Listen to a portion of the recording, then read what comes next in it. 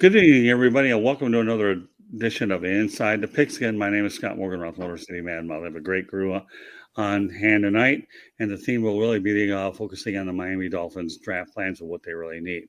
With that said, I want to introduce my team tonight. Rick Curdy, welcome back, Rick. Thanks, Scott. And Tori Harmon, why don't you give yourself a little bit more of an introduction to most, because you're the newest member of our team. Tori Harmon, sports performance coach from House of Athlete, former coach, former player from Memphis, Tennessee. Been in South Florida for 5 years now. Happy to be on with Scott again. Yeah, Tori and I have a really good history together, and I'm looking forward to incorporating him in this platform. So not only does he have an opportunity to deal with his coaching, but he'll have an opportunity to provide some expert football analysis as well. Ralph Williams, you're back to your second act. We had a good time last week. Yes, we did. So why don't you go ahead and let everybody know how they can reach you and the type of shows that you have. I have a show called Sports Corner, which I do TV and podcast, and I have a general talk show called The Way I See It and a wrestle talk show. I can be reached at ralphwilliams737@gmail.com or on my Facebook page, Ralph Williams, and also on my Sports Corner, The Way I See It, Wrestle Talk Facebook page as well, and on Twitter.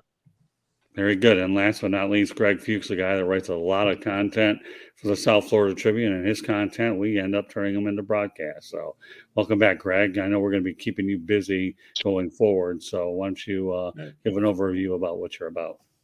Yeah, thank you, Scott. I'm always glad to be here. I write for the South Florida Tribune.com, usually football related, mostly Dolphins related. So I know we're going to talk a little bit about the Dolphins draft tonight.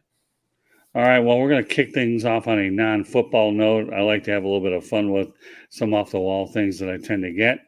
And this is a lady that I probably bet that nobody really hears anything about. Her name is Kane Tanaka. She recently passed away on April 19th, 2022 at the age of 119. Why would I bring this woman on? Because you know what? Anybody that lives to 119 is always going to get a mention on my show. And she's the oldest verified Japanese person and the second oldest verified person ever, born on January 2nd, 1903. We're not going to talk a lot about it, but my goodness, she's older than I don't think she's older than the sport of baseball, but I'm sure she's older than a lot of other sports as well. So with that said, okay, Tori, since you're the coach of the group, how do you think a woman ended up living that long? She must did some type of working out that we all preach these days or something, and eating good. You know, I think that with the trend now with eating good and working out, she must have been doing it and walking them steps out there where they be at, you know what I mean? So enjoying herself. What about you, Rick? How does a person last 119 years? Just probably eating well, probably doesn't smoke, probably exercises, great genes. You know, it's just some people they live a long time, so kudos to her. Greg? Anytime one of those old people and they ask them how do they live so long, they always have something funny like, I always had 2 shots of vodka every day in my life. I think the common theme based on what I see about people is they always tend to be relatively thin. Okay? And her last name, reminds me of, and I'm not a big wrestling fan, but Professor Toru Tanaka. I'm not sure who remembers him, but that's what I think I want to hear. Tanaka. That's Tanaka.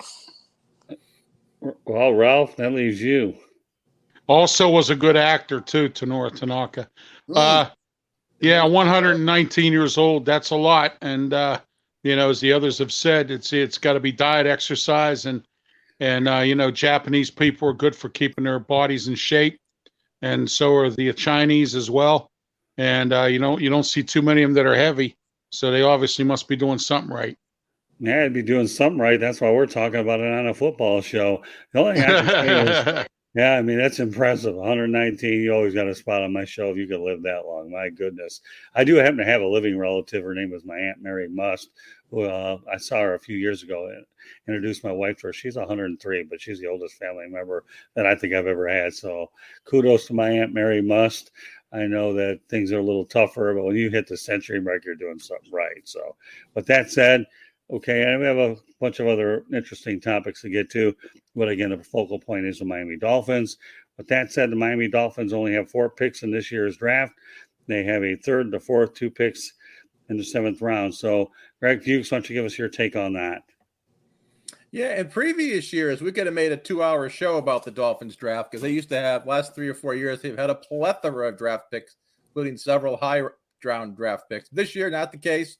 Up until 2 weeks ago, they did have a first and a second-round draft pick, but they included him in the Tyreek Hill trade. So that's their draft pick there is Tyreek Hill. This year, 3rd and 4th, and even the 3rd-round pick is late. It's 102nd pick. So it'll be around midnight Friday until we find out who the Dolphins draft. And then 3rd and 4th round, to me, you're just going whoever the best player is available on your board. If there's somebody who you have ranked 70th and he's still there at 102, I think regardless of the position, you got to take him. But if all your players are sort of similarly ranked, I think the Dolphins' biggest need is middle linebacker. They've been looking for this next Zach Thomas for a long time. So if there's a linebacker there, I would love to get him. There's a bunch of good running backs in the NFL who have been drafted in the 3rd, 4th, 5th rounds in the past. So I'm assuming there's going to be a decent running back sitting there in the 3rd or 4th round. So I'd be interested in that because McDaniels likes to use a lot of running backs. Running backs are bound to get injured. Right now, Myles Gaskin is their number 3 running back, so I wouldn't mind seeing an upgrade there. They could always use interior offensive linemen. So we'll see what the Dolphins do. 7th round pick. Those are, you're just swinging for the fences there. Maybe someone will make your team for special teams purposes.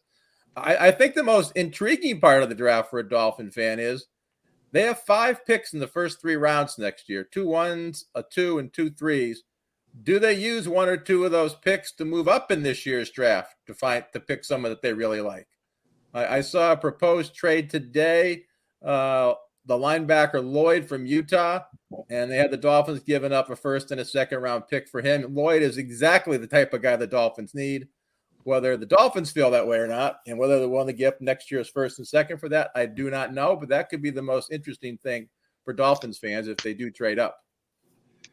All right. Well, Tori, you know what? I know obviously you've worked with the Dolphins a little bit. Let me go over a couple of Greg's key points, and we're going to get Ralph involved as well. So, but, we talk about the fact that the Tyreek Hill, they gave up a lot of draft capital there.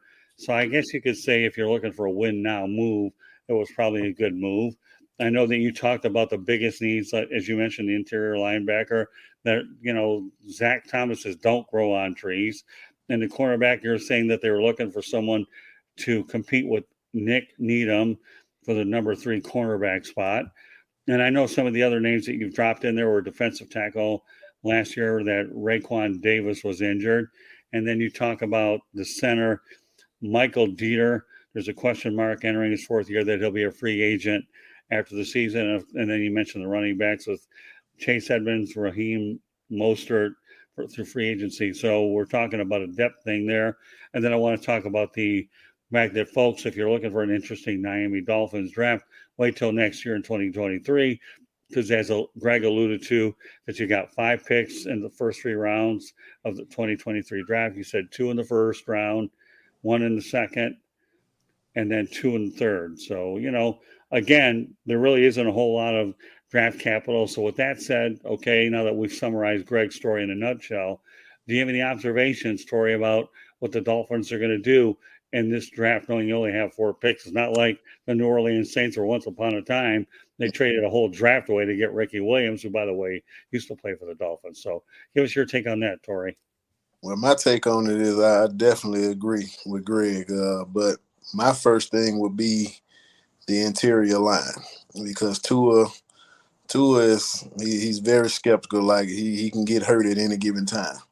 What kept him good at Alabama was a good line, but he also had good players around him. Now I am with Greg on the interior line, but I'm trying to figure out what you're going to do out here at the X and the Z. We have Waddle, we have Tyreek, we have Cedric Wilson now, we have Getsky. But who do we have on the outside? You have basically 1 X or Z and 2 slot guys, if that makes sense. So and a great tight end. So what are you going to do? I would say go from lineman to a receiver. Also, one of the backs that was here visiting just last week, one of the guys I trained that I would love to see with the Dolphins, Amir White from Georgia. He'll fit them very well. I think, I love Mostert.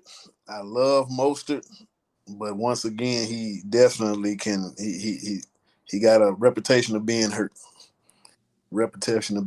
So I definitely want to increase that line and definitely get a receiver and a running back in there as well. And you also have free agents that you can get some steals through free agents as well.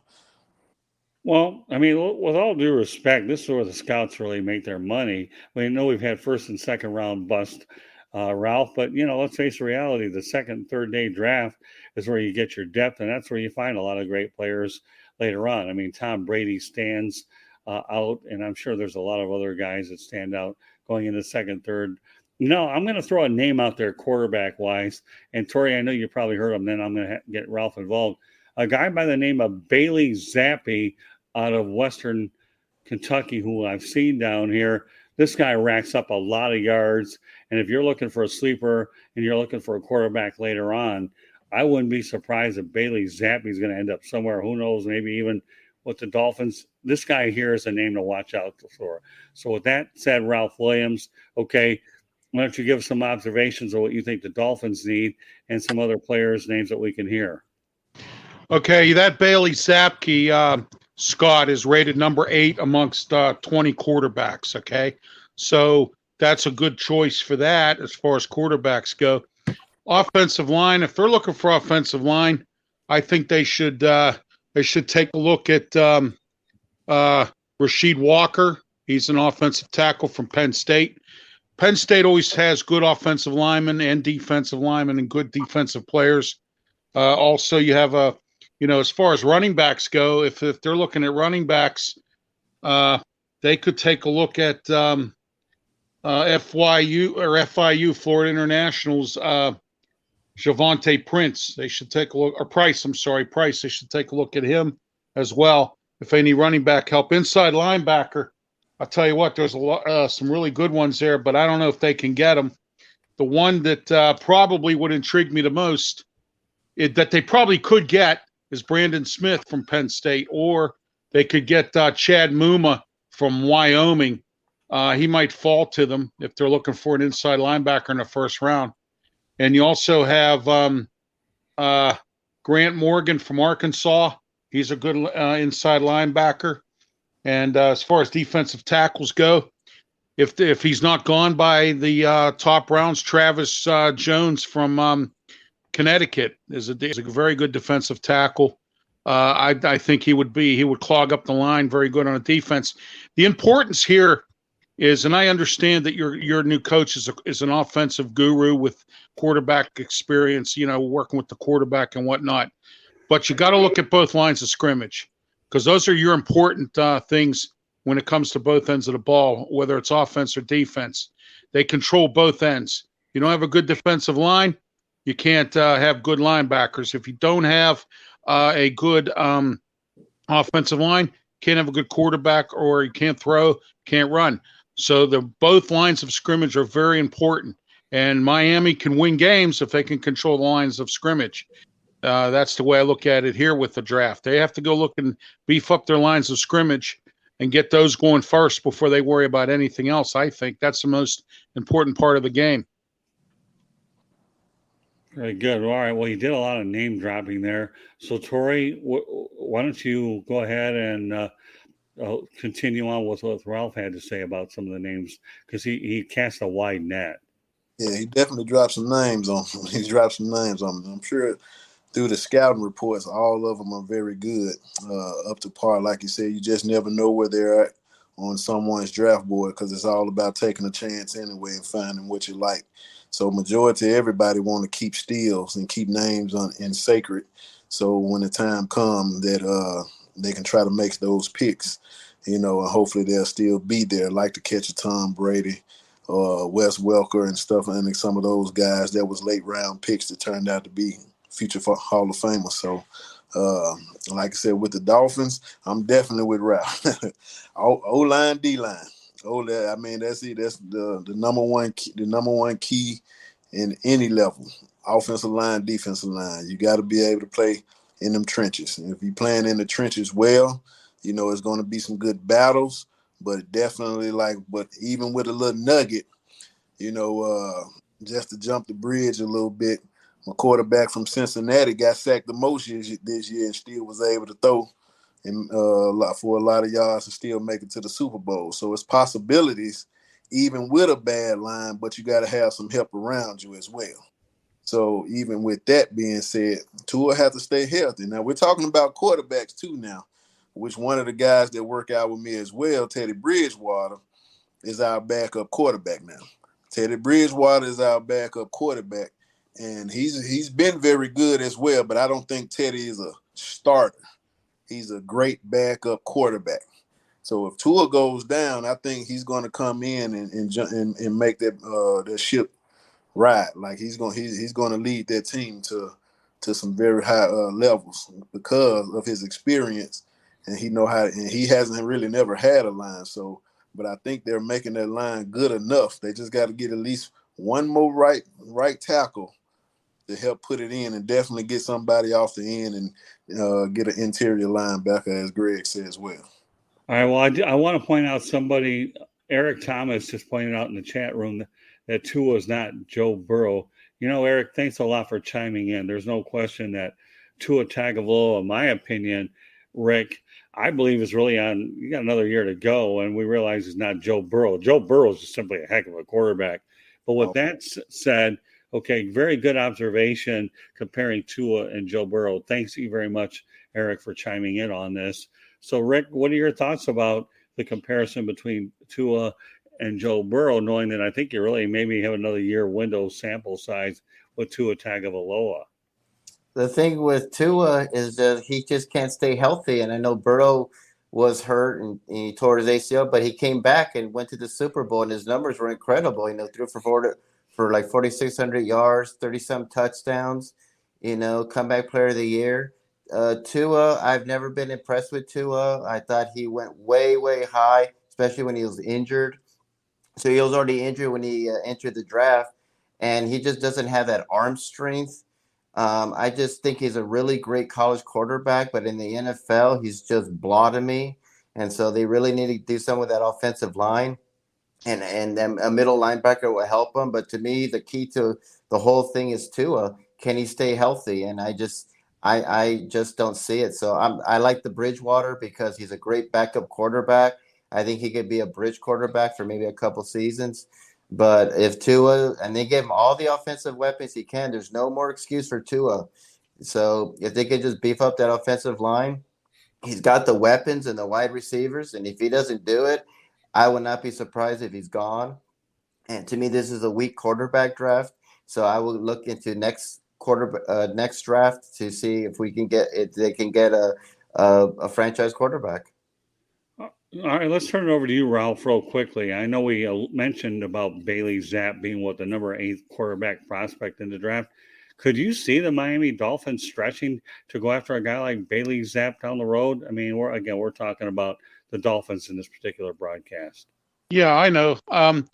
If you have Tua and you have a reasonable backup in Teddy Bridgewater, and you might be able to get maybe an undrafted free agent quarterback, you don't need to even reach for a quarterback.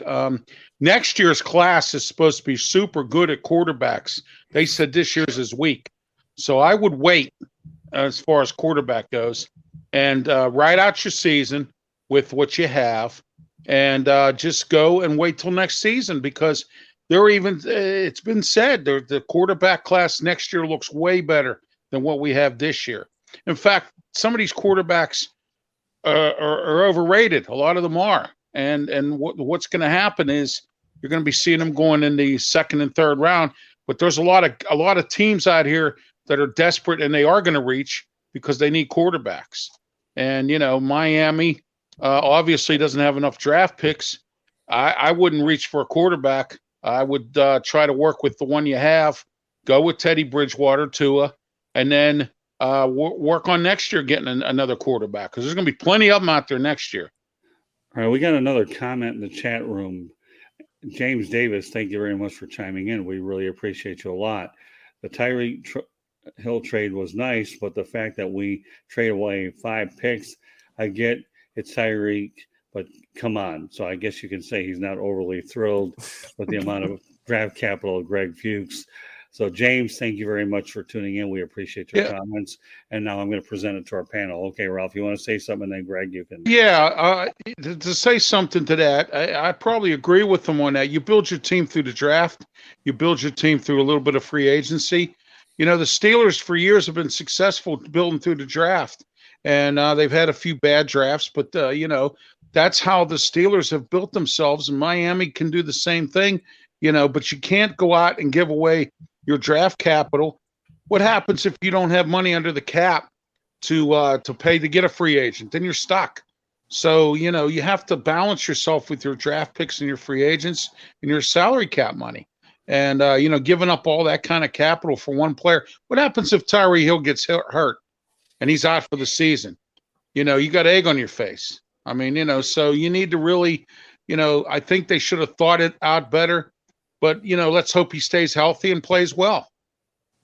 Good points. All right, Greg, what are your thoughts about what James Davis said? You know, you're talking about trading away 5 picks. That was one thing you mentioned in your article as well, that they gave up a big haul. And let me, before you say that, I know the LA Rams make a living on trading away draft choices, and it did produce a Super Bowl. But why don't you take James Davis comments, Greg, and then comment on them? Sure. Yeah. I mean, when you at face value, when you hear they gave up 5 picks, you go, wow. But 2 of them were 4th rounders. One was a 6th rounder. And you're getting Tyreek Hill. And I think if you go back and look at 1st round draft picks over the last 5 years or 10 years, half of them turn out to be average players at best. The odds of drafting somebody in the 1st round and having him turn out to be Tyreek Hill, not very high. So that's why I'm okay with giving up the picks. My biggest problem with Tyreek Hill trade was paying him $30 million a year. I mean, that is a huge chunk of your salary cap to spend on a wide receiver. One of the things that, Ralph and Rick both brought up, which made me think, yeah, next year is supposed to be a good year for quarterbacks. And the Dolphins have 5 picks in the first 3 rounds. I doubt those picks are going to be high picks. I think they have their own pick and San Francisco's pick in the 1st round. So they'll be someplace in the 20s. So they would have to maybe trade all 5 of their picks in the first 3 rounds if they wanted to get one of those elite quarterbacks who are going to go in the top 5, which would mean do the Dolphins hedge their bet and not trade up in this year's draft at all because they want to keep those picks for next year in case they need them to get a quarterback in case Tua does not play well or he gets injured again. And Scott, you're also reading my mind on the Rams. I mean, perfect example. They went out and gave up all their draft picks for star players, you know, Ramsey and Stafford and Beckham, and I know I'm missing 1 or 2, but Von Miller. and it paid off for them. So they used their picks wisely. I don't think they've had a 1st round pick in like the last 5 or 6 years. Yeah, God only knows we're going to have another one. Before we go any further, James Davis has another comment. Thanks again for watching, James. We tremendously appreciate you. And a lot of you folks, just so you know, you want to get the broadcast, please subscribe to the South Florida YouTube channel and get all the necessary notifications. You can also find it on Twitter at Tribune South. And you can also listen to each of our shows on iHeartRadio, the audio version. So once again, I just want to reiterate, that please subscribe to the South Florida YouTube channel and you'll get all the notifications, Tribune South on Twitter and iHeartRadio for the audio. So back to James Davis for a moment.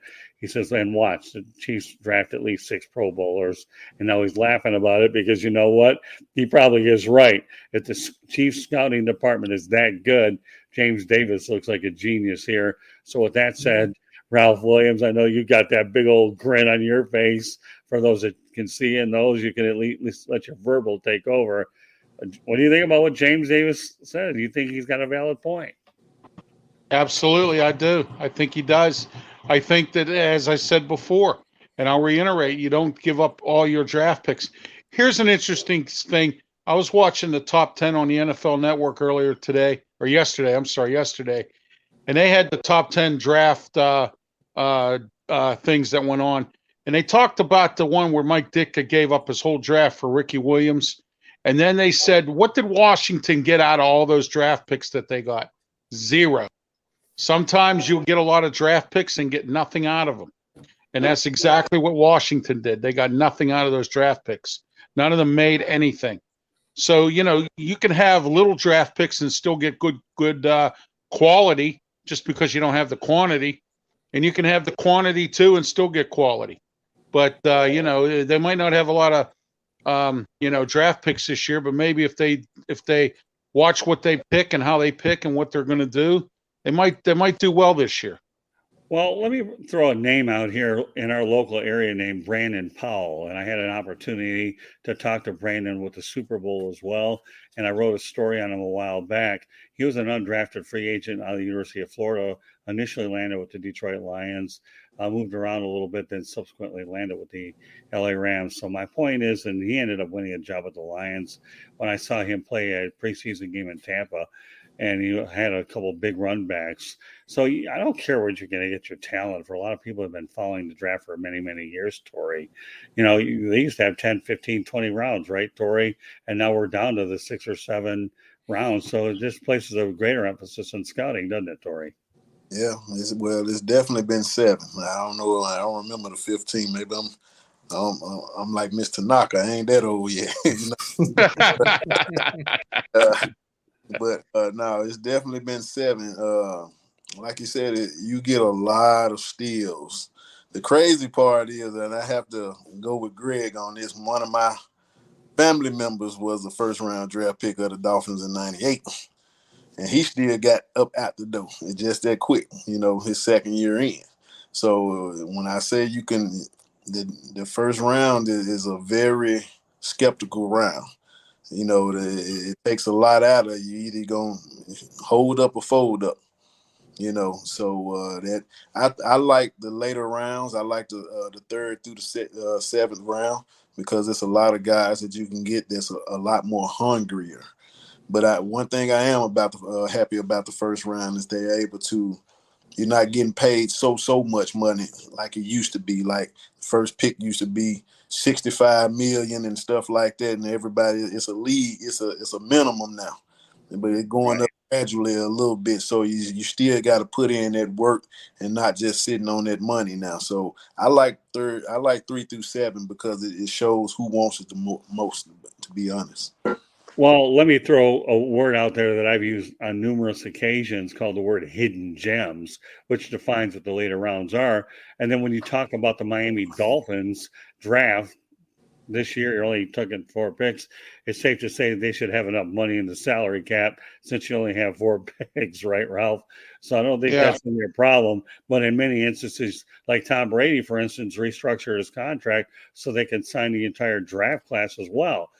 So, you definitely have to make sure there's enough money to allocate, so you can bring in all your draft choices, and everything's a little bit different in this particular case. So, Tori, I'm sure do you think, when we look at this draft, based on the fact that you're at the combine, are there any guys out there from who you've observed that might be considered hidden gems out there?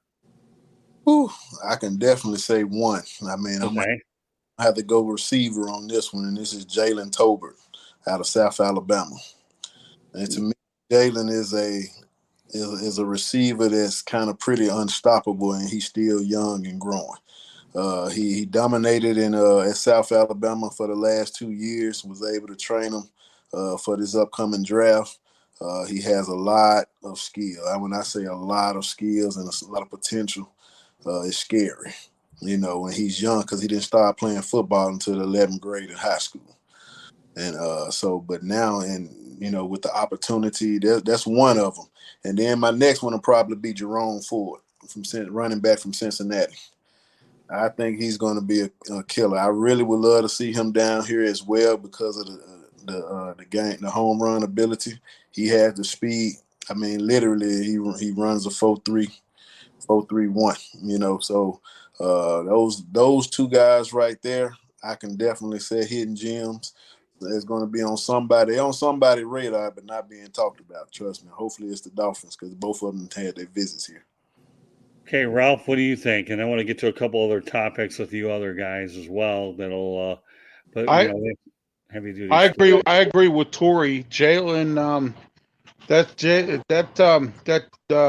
Tolbert, he's rated number 11, and there's top 40 for the wide receivers. There's so many of them in the draft this year that you could really get a lot of them out of there. And I agree with him on the Ford kid from Cincinnati because I have him on my board, who I think the Steelers are going to take him in the late rounds. He's a good running back. I watched him play with Cincy when they played Alabama, and I caught a couple Cincy games in between. And he's a fast running back and very good.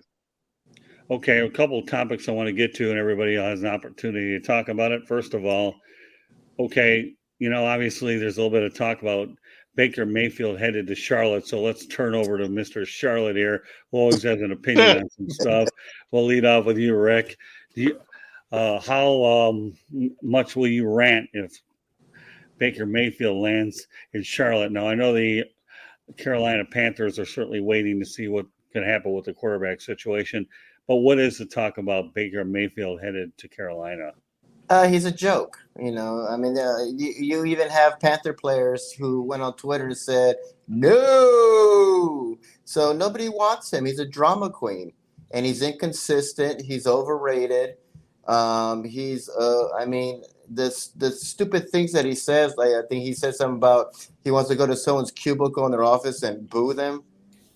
Like, what is wrong with this guy? So he's toxic. He's a crybaby. He's a whiner. But the Panthers have been such a mess for the past 2 or 3 years. I mean, we've had a revolving door of quarterbacks. We did have Bridgewater, which I did like. They gave up on him too quick. Cam, I've been saying this, is a has-been, and he's done. And he was benched like 3 times. I've never been a fan of Darnold. I thought he was incredibly overrated coming out of USC.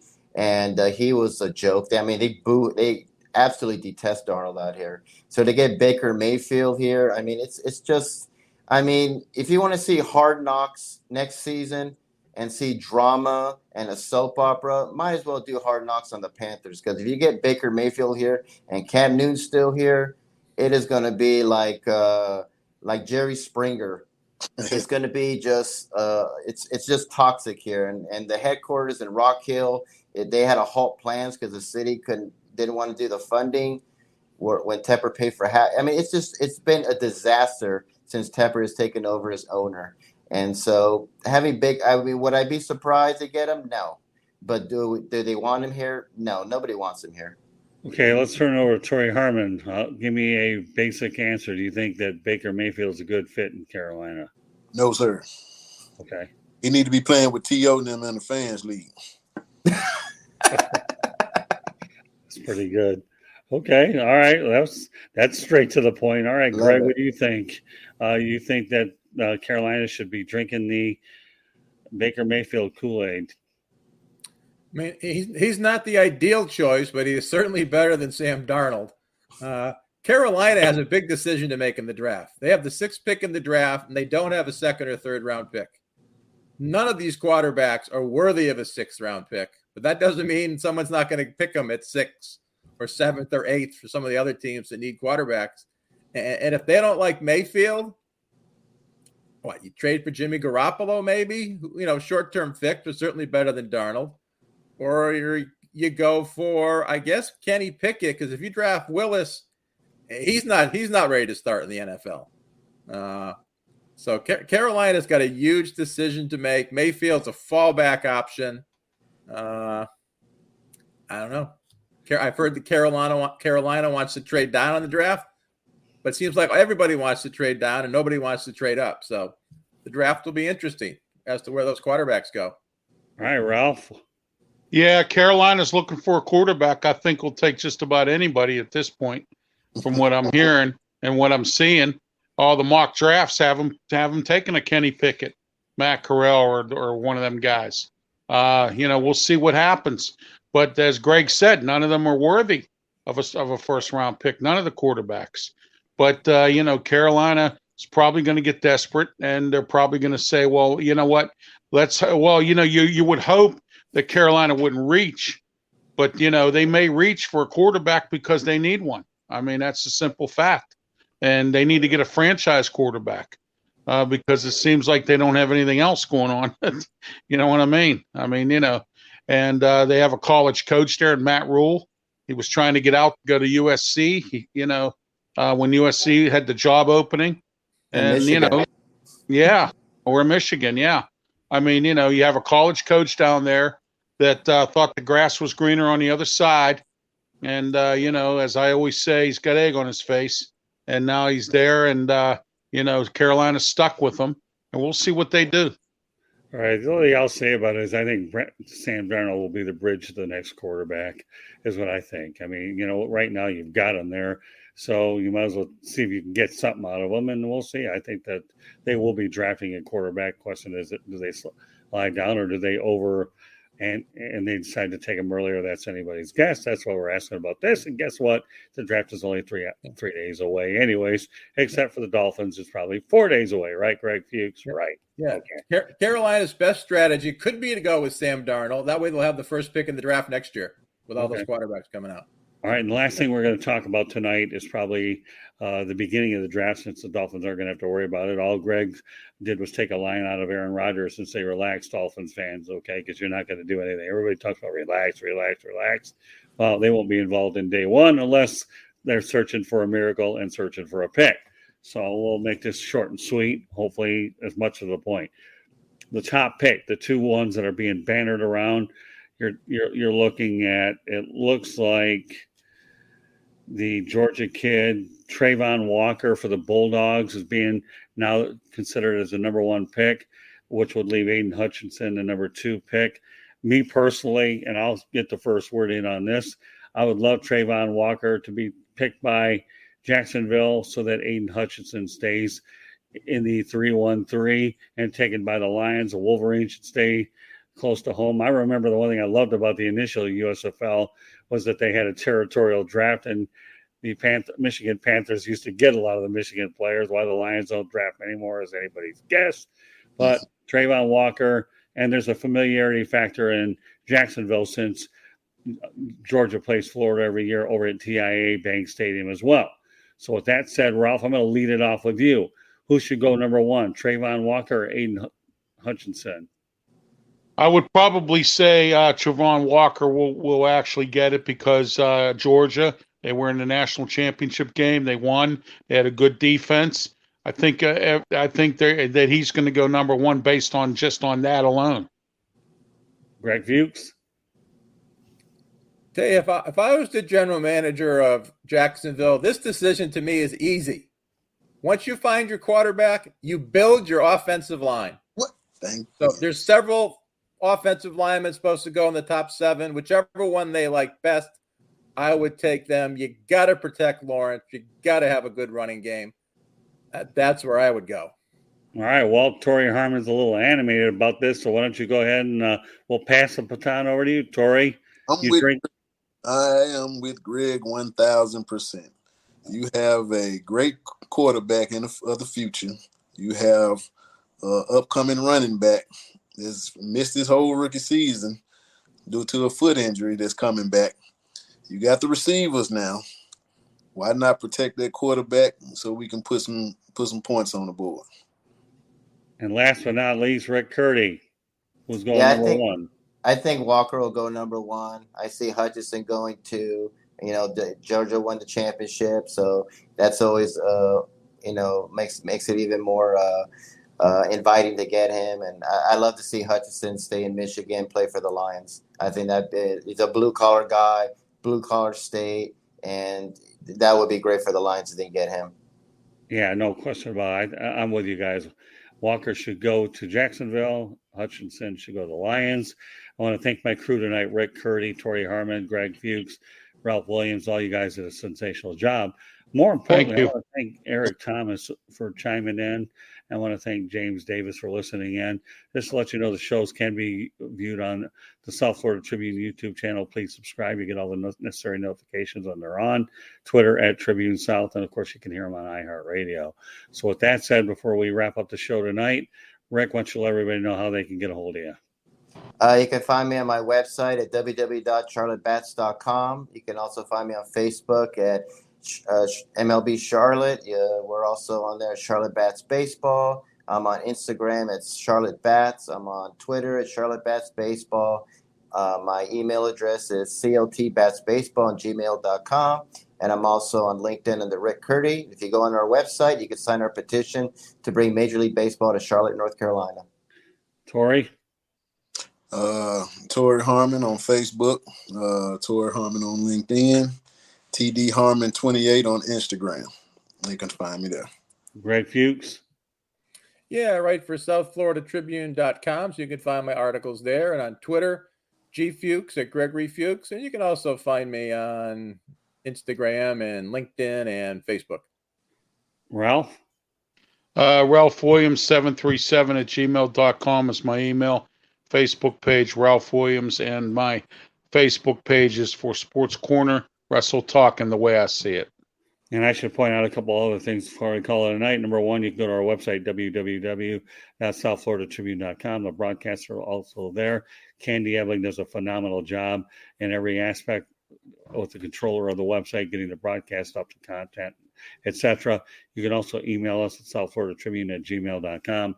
Or if you want to connect with me on LinkedIn, my name is on the screen. But if you don't see it and you're hearing it, Scott, SOTT, Morganroth, MORGAN, ROTH. I am the Motor City Madmouth, but you won't see that part on LinkedIn, Scott Morganroth as well. So we'd love to be able to go ahead and connect with you there. If you have any questions, feel free to email them to us, southfloridatribune@gmail.com. And should we get them, or you have ideas for future shows for any of our shows, whether it's Inside the Pigskin, whether it's 108 Stitches Baseball Talk, Sports Exchange, South Florida Tribune podcast, as well as the other ones, feel free to go ahead and get those on to us, and we'll do everything in our power to get them on the air. But you guys did a phenomenal job tonight. Thank you. Delighted that we were able to do this before the draft.